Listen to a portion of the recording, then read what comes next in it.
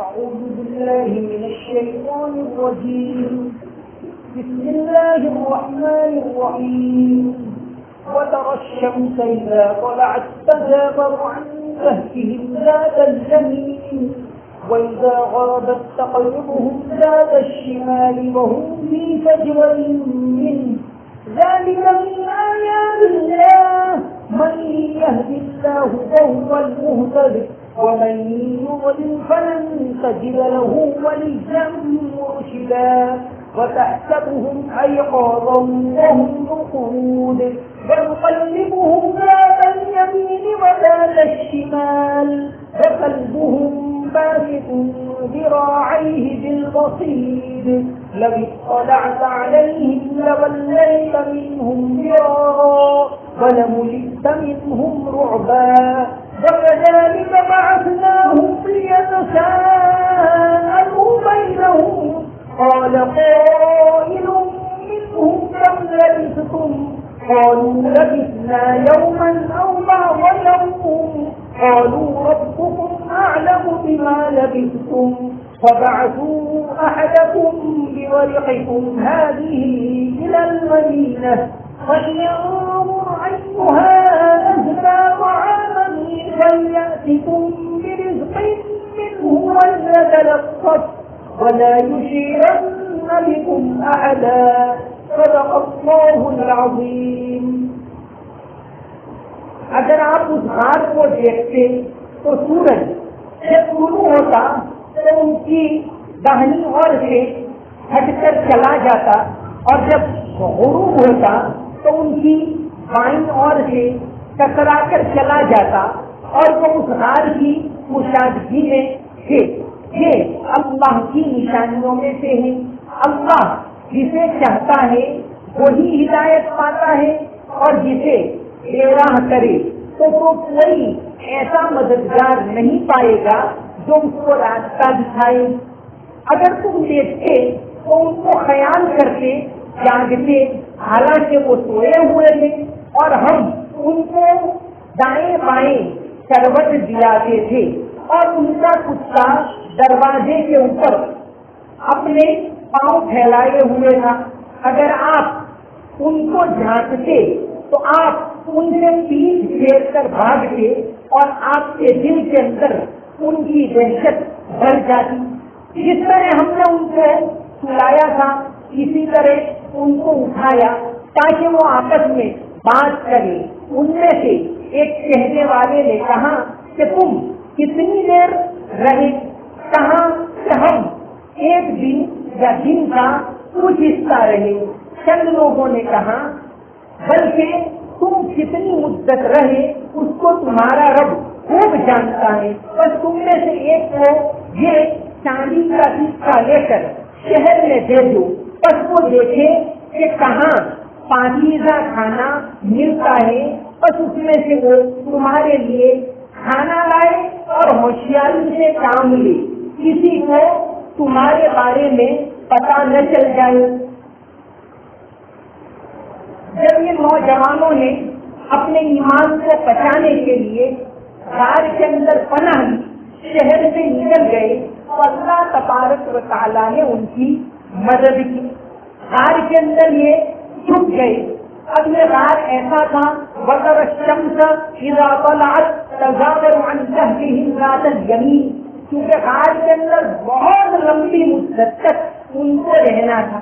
وہ غار ایسا تھا کہ جب سورج طلوع ہوتا تو دھوپ اس کی بائیں اور رہتی اور غار کے اوپر دھوپ نہیں پڑتی تھی, صرف اندر اجالا جاتا تھا. وَإِذَا غَرَبَتْ تَقْرِضُهُمْ ذَاتَ الشِّمَالِ. اور جب سورج غروب ہوتا تھا یعنی شام کو داہنی اور سے کتر کر چلا جاتا. آج بھی کہتے ہیں کہ وہ غار موجود ہیں تفسیر زبیان میں اور اسی طرح مولانا تقی عثمانی صاحب نے لکھا ہے.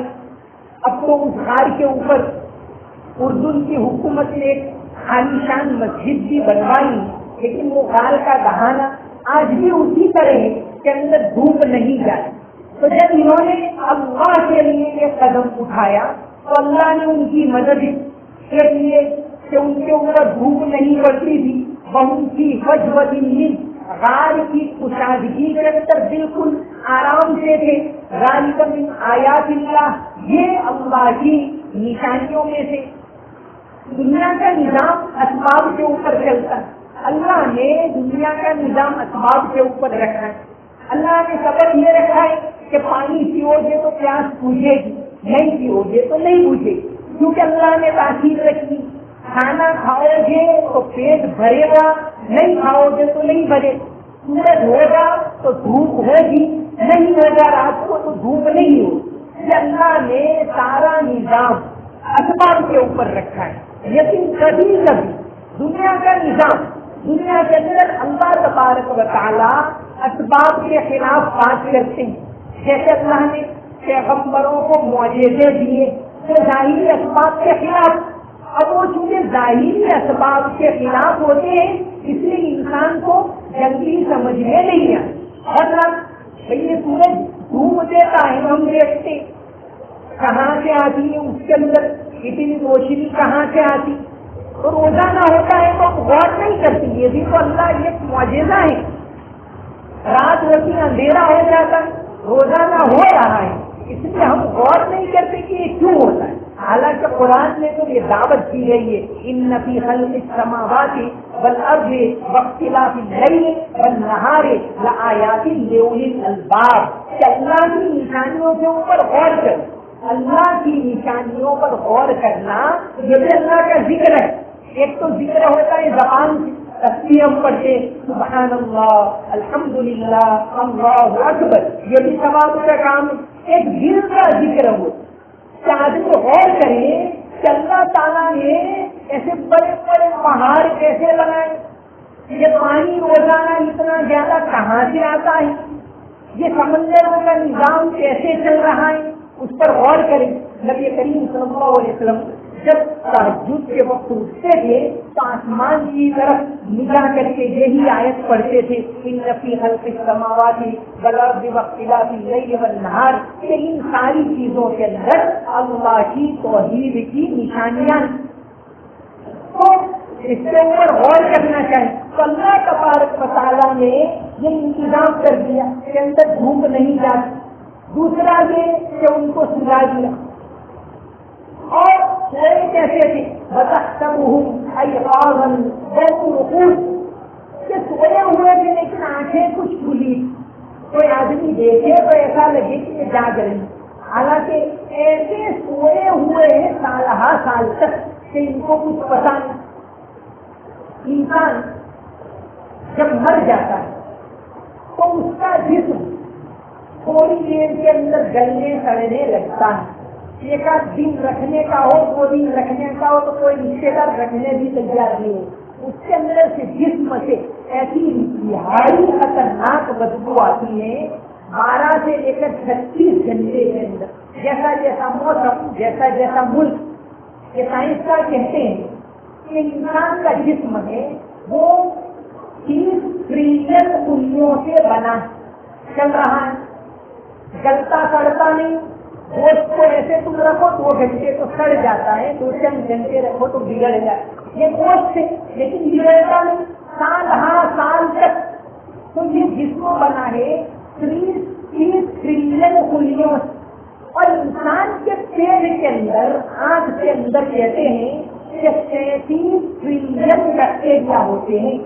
انٹینسیونل ٹریکٹ کنٹینٹ 37 ٹریلین بیکٹیریا. یہ آنکھ ہوتی ہے اس میں 37 ٹریلین بیکٹیریا ہوتے ہیں, بس وہ اپنا کام کرتے وہاں سے ہٹتے نہیں. انسان کے جسموں پر وہ حملہ نہیں کر سکتے, بگاڑ نہیں سکتے. جب انسان مر جاتا ہے تو وہی جو پیٹ کے بیکٹیریا ہوتے وہ نکل پڑتے اور جسم پر حملہ کرتے ہیں, اور چند گھنٹوں کے اندر پورا جسم, ایسا لکھتے ہیں کہ وہ مارننگ یورین جو ہوتا ہے اس سے 1000 ٹائم کیمیکل آرڈر, یعنی یہ صبح کے پیشاب سے 1000 گنا زیادہ خطرناک بدبو انسان کے جسموں میں پیدا ہو جاتی. اور جو روزانہ سو رہا ہے وہ کچھ نہیں کہ اللہ کی قدرت ہے. اللہ کی قدرت پر انسان غور کرے. یہ ساری چیزیں ہیں یہ میڈیکل سائنس. اور نبی کریم صلی اللہ علیہ وسلم نے تو فرمایا کہ ما انزل اللہ داء الا انزل له دواء، کہ اللہ تعالیٰ نے ہر بیماری کی دوا رکھی. گویا میڈیکل سائنس پڑھنے کی طرف ابھارا. یہ جو پڑھتا ہے تو اللہ کی قدرت کو پہچانتا ہے. دوسرا کہ انسانوں کی خدمت کرے گا. تو یہ ایک بہت اچھا فن ہے. آج بہت زیادہ افسوس کی بات، بڑے افسوس کی بات ہے کہ اتنے زیادہ مسلمان ہیں، ہمارے پاس کوئی اچھے ڈاکٹر نہیں، کوئی اچھے لیڈی ڈاکٹر نہیں. ہماری عورتوں کو غیر مردوں کے پاس جانا پڑتا ہے. یہ بہت زیادہ نہیں ہمارے لیے عبرت کی بات کہ ہم ایسے ڈاکٹر تیار نہیں کر سکے. یہ تیار کرنے کی ضرورت ہے، یہ بھی دین کا حصہ ہے. مخلوق کی خدمت کرنا یہ دین کا ایک بہت بڑا حصہ ہے.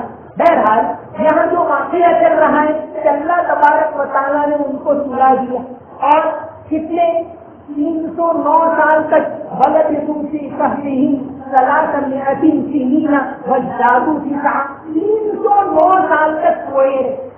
دنیا کا نظام چلتا ہے اسباب پر چلتا ہے، لیکن کبھی کبھی کچھ معنی اسباب کے خلاف ہو جاتے.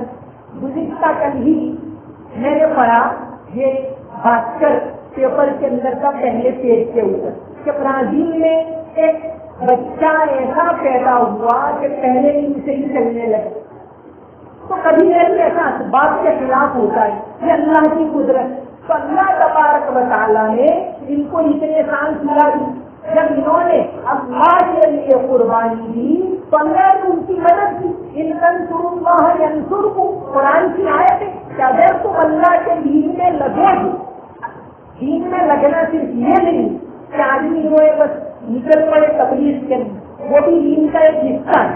آدمی گھر پر رہ کر حلال روزی کماتا ہے، عبادت کرتا ہے، وہ بھی دین ہے. حلال روزی کمانا یہ بھی دین ہے. مدرسوں کا انتظام کرنا یہ بھی دین ہے.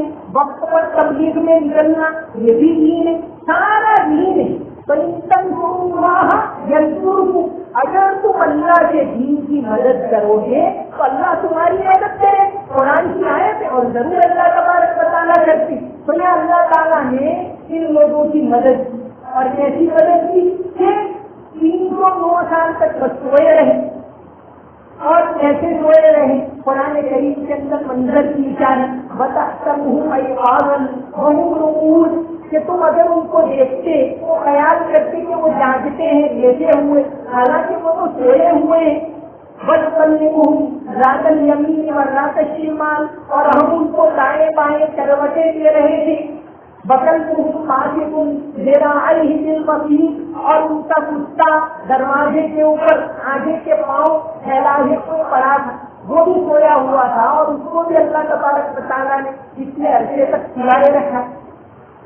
نبی صلی اللہ علیہ اگر آپ دن بھر ان کو دیکھ لیتے لَوَلَّيْتَ مِنْهُمْ فِرَارًا، تو آپ گھبرا کر بھاگ جائیں کہ اس طرح سوئے ہوئے تھے گویا جاگتے ہوں گے لگتا.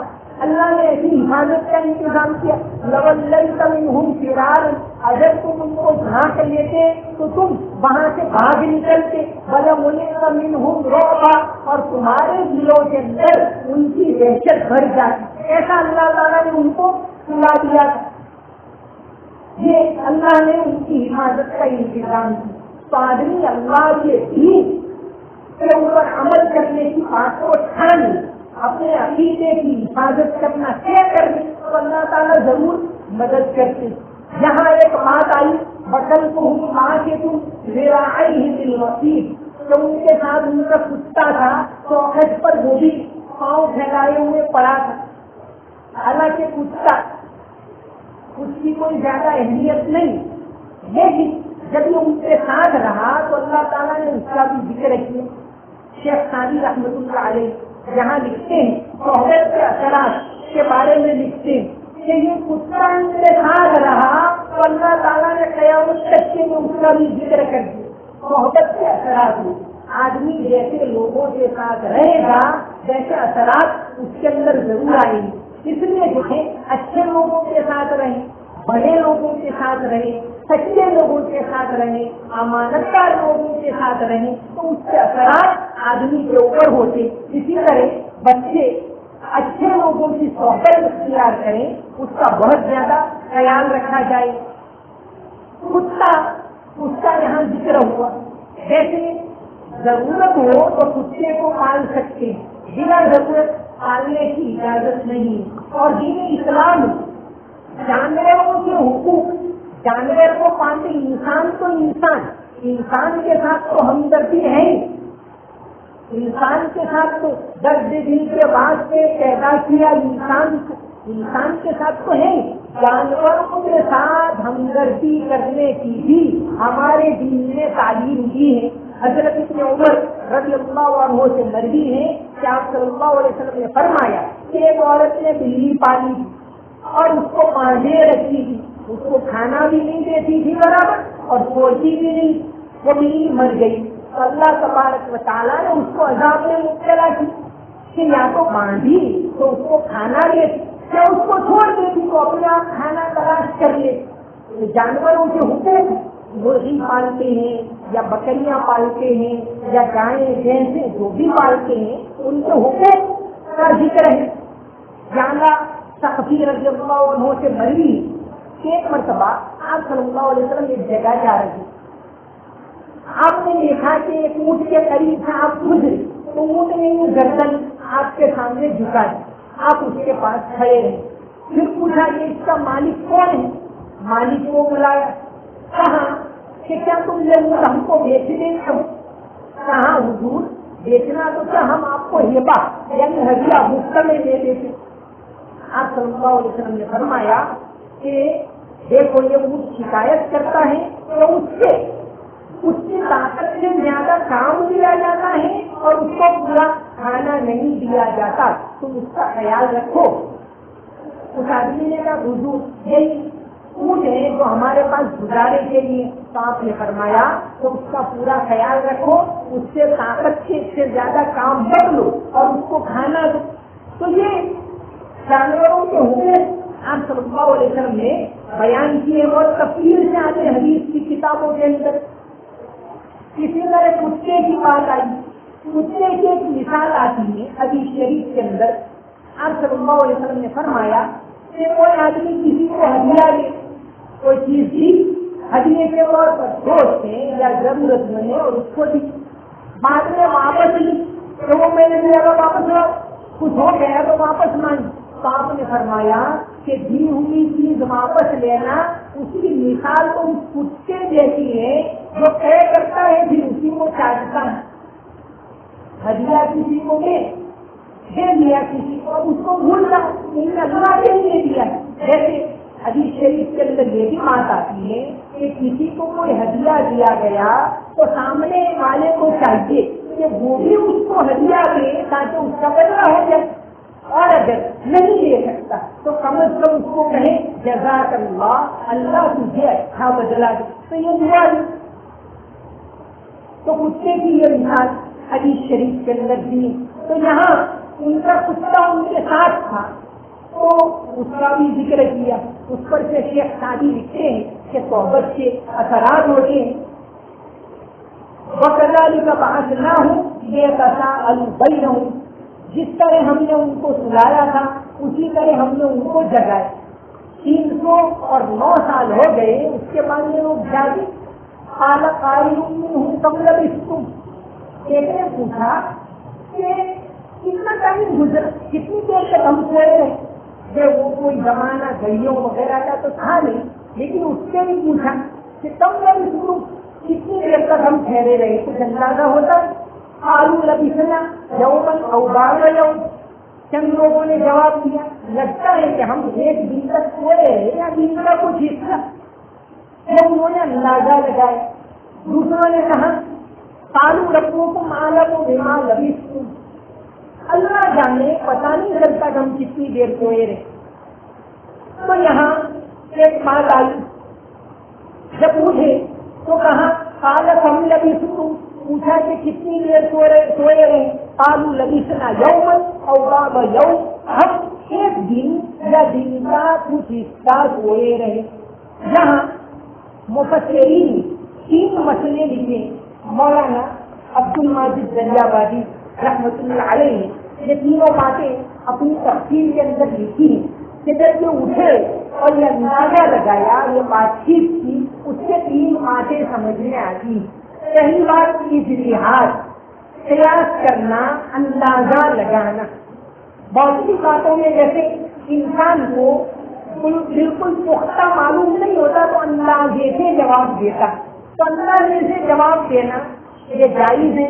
غالب گمان کہ اس کا اندازہ جو ہو اس کے مطابق اس نے جواب دیا ہے تو یہ جھوٹ نہیں کہلائے گا. تو یہ اجتہاد. جیسے مفتیان کرام بہت سے جو نئے مسئلے پیش آتے، ساری باتیں تو یہ پرانے زمانے میں تھی نہیں. قرآن حدیث کی بنیادی تعلیم ہے تو اپنی جگہ پر 100% برہم ہے، اس پر تو ہمارا یقین. لیکن نئے زمانے میں نئے مسئلے پیش آتے ہیں. تو بھائی آج کے زمانے میں مسئلہ پیش آیا، کریڈٹ کارڈ کا مسئلہ پیش آیا، شیئر بازار کا مسئلہ پیش آیا، ڈسٹل واٹر کا اور پانی بیچنے کا مسئلہ پیش آیا. تو طرح طرح کے مسئلے پیش آتے. اب یہ مفتی حضرات یہ قرآن اور حدیث کی تعلیم کو مد نظر رکھ کر اور جو ہمارے پرانے صحابہ کرام وغیرہ نے اپنے زمانے میں جو فتوے دیے اس کو مد نظر رکھ کر آج کے زمانے کے لحاظ سے فتوا دیتے. اس کو کہتے ہیں اجتہاد، یعنی غور کر کے مسئلہ نکالنا. تو وہ مفتیان جو بات کرتے ہیں قرآن حدیث کی تعلیم کی روشنی وہ بالکل صحیح کرتے، ان کو اس پر ثواب ملے وہ اس پر سے اندازہ لگاتے. بہت سے لوگ کیا کرتے کہ مفتی حضرات کا امتحان لیتے، ایک جگہ الگ پوچھتے، دوسری جگہ پوچھتے، تیسری جگہ پوچھتے. جہاں اپنے فیور کی اپنے کام کی بات آئی اس کو لے لیتے. تو یہ شریعت معلوم کرنا نہیں ہوا، یہ تو اپنی خواہش پر عمل کرنا ہوا. اگر شریعت کے مطابق آپ کو عمل کرنا ہے تو آپ دیکھ لو کہ کون سے مفتی پر مجھے سب سے زیادہ اعتماد ہے، ٹھیک ہے اسی کو پوچھو. لیکن ایک کو پوچھ لیا، جواب لے لیا، ہو گیا، اس کے اوپر عمل کر. تو یہ ہوا شریعت پر عمل کرنا اور شریعت کو معلوم کرنا. اور پھر 10 جگہ الگ الگ پوچھنا، یہ تو مفتیوں کا امتحان لینا ہوا یا اپنی خواہش پر عمل کرنا ہوا.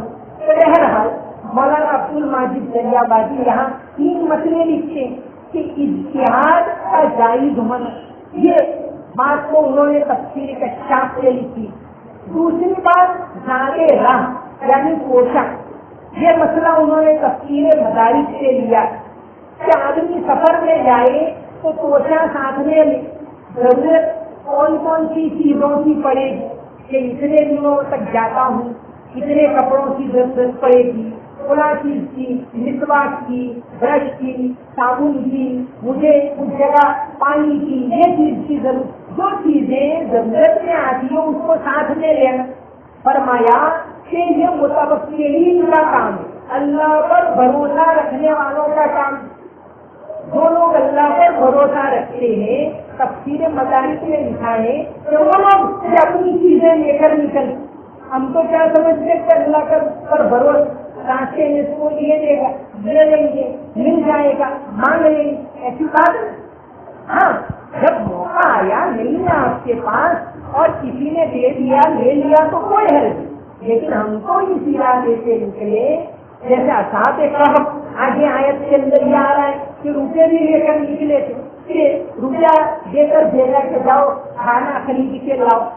تو ضرورت کی چیزیں سفر میں لے جانا اس کا مسئلہ بھی آیت سے نکلتا ہے. اور ایک تیسرا مسئلہ انہوں نے نکالا ہے جو اب آگے آیت کے اندر آ رہا ہے. تو انہوں نے کہا کہ کتنا سوئے اللہ ہی جانتا ہے. اب انہوں نے مشورہ کیا کہ اچھا ایسا کرو کہ ہم میں سے جو سب سے سمجھدار آدمی ہے اس کو یہ چاندی کا سکہ لے کر بھیجو. ازکا طعام. اب وہ شہر میں جا کر دیکھے کہ حلال پاکیزہ کھانا کہاں ملتا ہے؟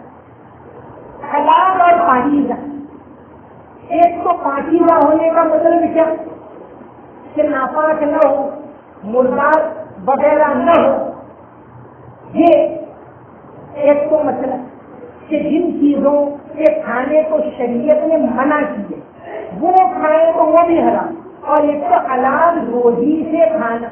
حلال روزی کے بہت اثرات ہوتے، زندگی کے اوپر حلال روزی کے اثرات ہوتے اور وہ ہم کو سمجھ میں نہیں آتے۔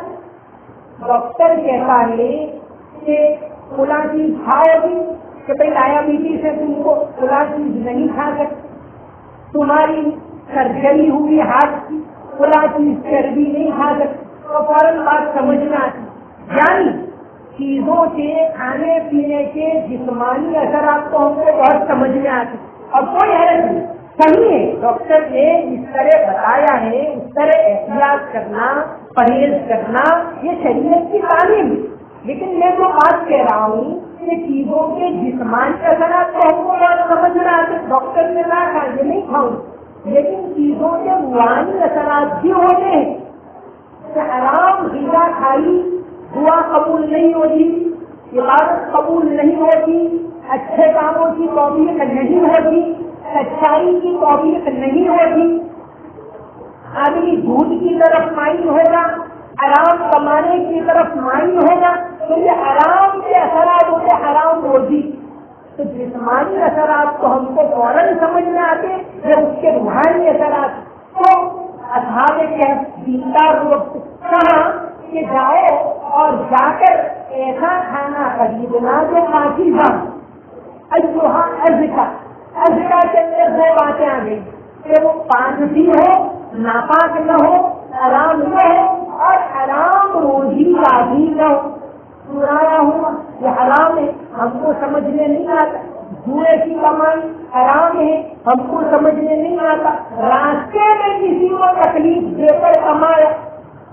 ہمارے بہت سے جو کمانے والے بھائی ہیں، لاری چلانے والے بھائی، بیچارے روزے کے اندر محنت کرتے کماتے، اللہ تعالیٰ ان کو خوب برکت دے، حلال روزی کمائے، لیکن 5 باتوں کا خیال رکھنا پڑتا۔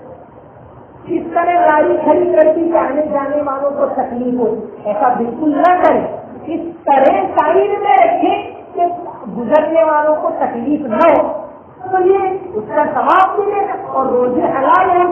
تو ایسی باتوں کا بھی خیال ہم لوگ بھی جو یہ کہہ رہا ایک الگ مسئلہ ہے، تو کمانے والے اس کا خوب خیال رکھیں۔ تو یہ انہوں نے کہا کہ کھانا حلال ہو، پاکیزہ ہو، ایسا لانا۔ تو مولانا عبد الماجد دریا ماجی نے 3 باتیں یہاں لکھی ہے۔ پہلی بات اجتہاد کا جائز ہونا، یہ انہوں نے لکھا ہے تفسیر کشاف۔ دوسرا مسئلہ لکھا ہے کہ سفر میں جائیں تو توشہ لے کر جانا۔ یہ باتیں ہم مسلمان بہت زیادہ خیال نہیں رکھتے، زندگی بس جیسی ہے ویسی چلتی ہے، چلنے۔ ایک بات درمیان میں آئی کر دیں، یہ ہمارے 5 بچے رات کو دیر تک جاگتے اور جاگ کر، یہ ہمارے شہر میں بہت زیادہ شکایت۔ ابھی اور پہلے ہی روزے کے دن کچھ جین حضرات نے شکایت کہ وہاں بچوں نے جا کر صبح کے وقت پتھر ڈالے جہاں گوروائی کے قریب۔ یہ اچھی بات نہیں ہے، آپ صلی اللہ علیہ وسلم نے منع فرمایا، ہم کو تو کیا تعلیم دی؟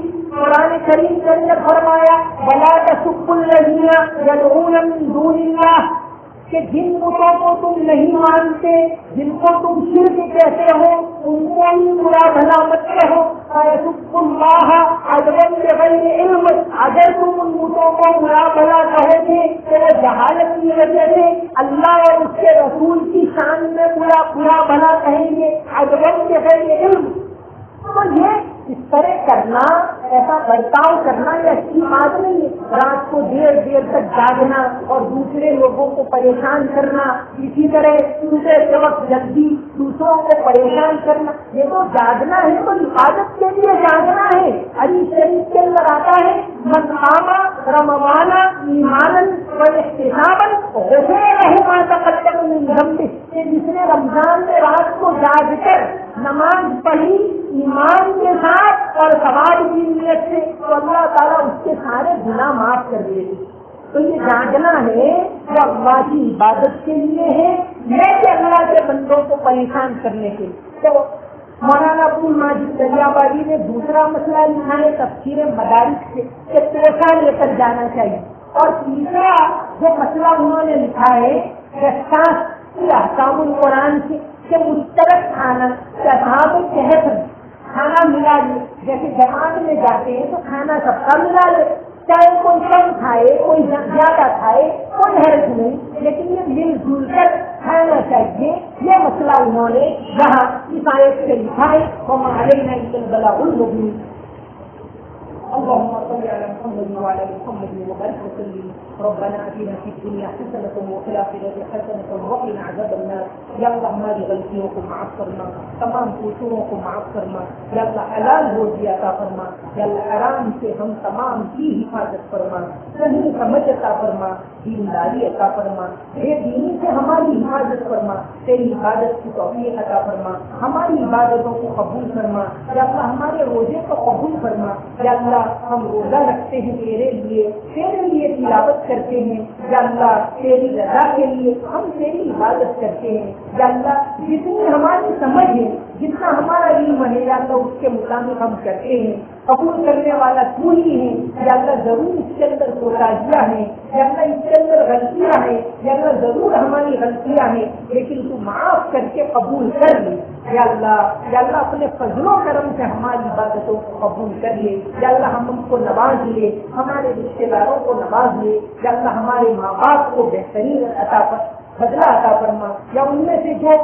یا اللہ اس دنیا کو چھوڑ کر چلے گئے، یا اللہ ماں باپ کے ہم پر احسان ہے، یا اللہ تو انہیں جنت میں اعلیٰ مقام نصیب فرما، یا اللہ ہمارے رشتے داروں کو صحیح سمجھ عطا فرما، دینداری عطا فرما، مل جل کر رہنے کی توفیق عطا فرما، قرآن کی سمجھ عطا فرما، حلال روزی عطا فرما، یا اللہ دینی ترقی عطا فرما، دنیاوی ترقی عطا فرما، یا اللہ ہمارے بچوں کو دینی سمجھ کے ساتھ دنیا کی تعلیم کے اندر بھی ترقی عطا فرما، یا اللہ مسلمانوں کو کسی کا محتاج نہ بنا۔ اللهم صل على محمد وعلى ال محمد وبارك وسلم برحمتك يا ارحم الراحمين۔